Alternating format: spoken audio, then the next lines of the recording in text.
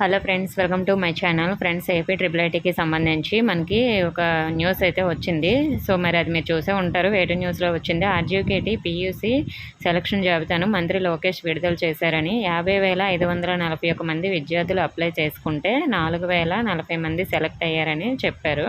ప్రభుత్వ స్కూల్ నుంచి 94.78% మంది విద్యార్థులు ఎంపికయ్యారని పేర్కొన్నారు. సెలెక్ట్ అయిన స్టూడెంట్స్ 2025-26 విద్యా సంవత్సరానికి న్యూజివీడు, ఆర్కే వ్యాలీ, విడిపులపై, ఒంగోలు, శ్రీకాకుళం ట్రిపుల్ ఐటీలో అడ్మిషన్లు పొందనున్నారని, ఫలితాల లింక్ వెబ్సైట్లో ఉంటుంది, చెక్ చేసుకోవాలని చెప్పారు. సో మరి మనకి అఫీషియల్ వెబ్సైట్లో ఇంకా పెట్టలేదు. 6:30 తర్వాత పెడతామని చెప్తున్నారు. అప్డేట్ అయిన వెంటనే నేను పీడిఎఫ్స్ అయితే మీకు షేర్ చేస్తాను. సో మీరు చెక్ చేసుకుంటూ ఉండండి. అలాగే మరి 4,040 సీట్లు మాత్రమే మరి సెలెక్ట్ అయ్యారని చెప్తున్నారంటే మరి మిగిలిన సీట్లు ఏమైనట్లు అనే డౌట్ మీకు రావచ్చు. మిగిలిన వాళ్ళు మీరు స్పెషల్ కేటగిరీకి సంబంధించిన సీట్లు అనేవి. సో మరి మనకి స్పెషల్ కేటగిరీ రిజల్ట్స్ ఇచ్చి ఉండరు. అందువల్లనే మనకి ఓన్లీ జనరల్ కేటగిరీ వాళ్ళని సెలెక్ట్ చేసి ఇచ్చి ఉంటారన్నమాట.